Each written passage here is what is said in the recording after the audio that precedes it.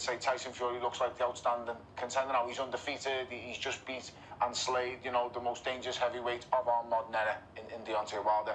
At the same time, AJ's shown by going over Saudi, doing the rematch with Andy Ruiz, that he's adding more strings to his bow all the time. For someone like AJ, the longer this fight takes to happen, the better it is for him, because he's only getting better. I believe Tyson Fury is now at the peak of his powers. Yeah. It's an amazing matchup.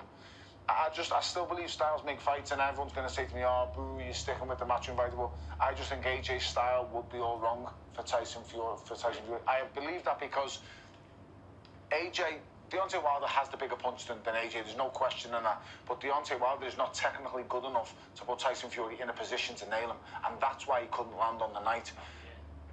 Anthony Joshua is technically good enough. You're talking about an Olympic gold medalist here, a guy who technically and fundamentally is good. You know, he does have speed. He's a brilliant athlete. He functions the right way, you know.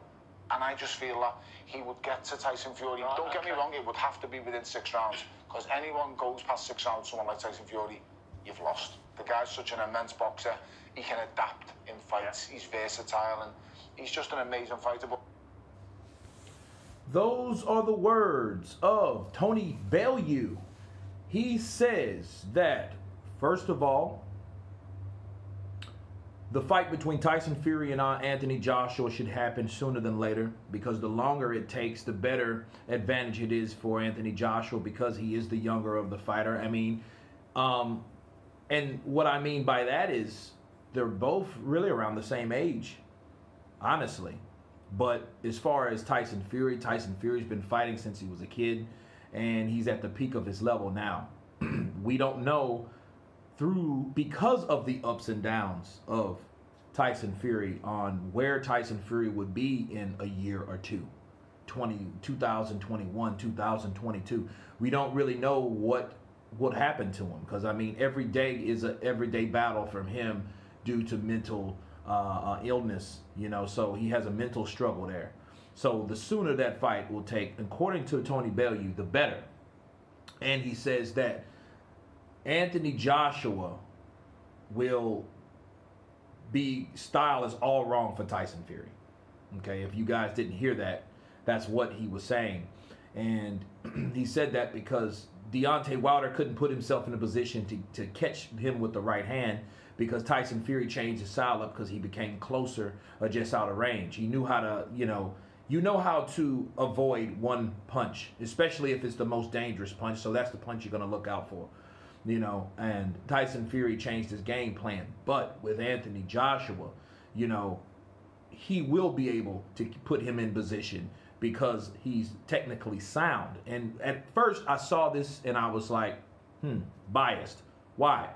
Because Tony Bellew and Anthony Joshua are friends, so you know they're going to merge together. You know, there's like Brandon Schraub and Deontay Wilder, right?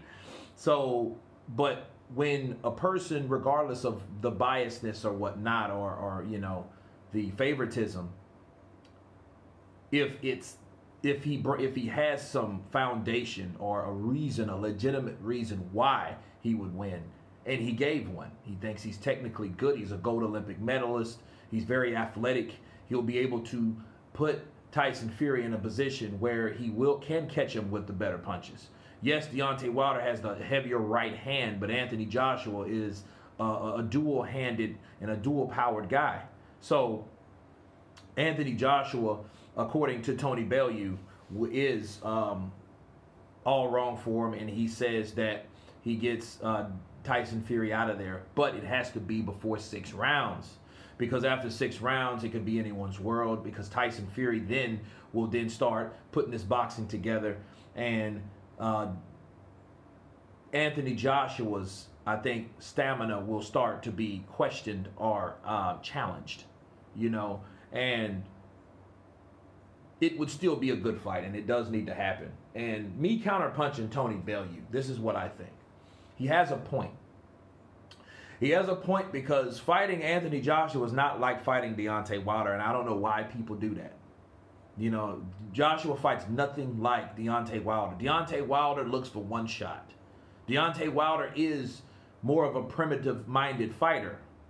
Basic, you know, persistent, but basic. You know, so he's looking for that one shot to say goodnight so he can go home to his wife, cash checks, and have sex. That's Deontay Wilder, right? To this day, that's Wilder. Joshua is more of, hey, let me focus on the strengths and weaknesses of this fighter, just like he's doing with Usyk right now at the same time. Okay? Now, he won't be able to do those things he did with Deontay Wilder, you know, on that day. He won't be able to crowd Joshua like that. For one, Joshua uses foot movement. For two, Joshua's going to fight back. And Joshua knows how to counter. So he's not going to just come in there and do a Tom Schwartz or a Deontay Wilder 2 fight. Just go in there and do. You know, he's not going to be able to do that as much unless he gets AJ tired. Okay? So there's a possibility the fight needs to happen. I do agree. But I also agree that there is some legitimacy of what Tony Bellew was saying based on the fact that he'll more than likely won't be able to do the same things to Wilder, and he will give Tyson Fury a lot of problems. And if he hurts Tyson Fury, he's going in for the kill. But he better be careful because he knows what happened with Andy Ruiz, John.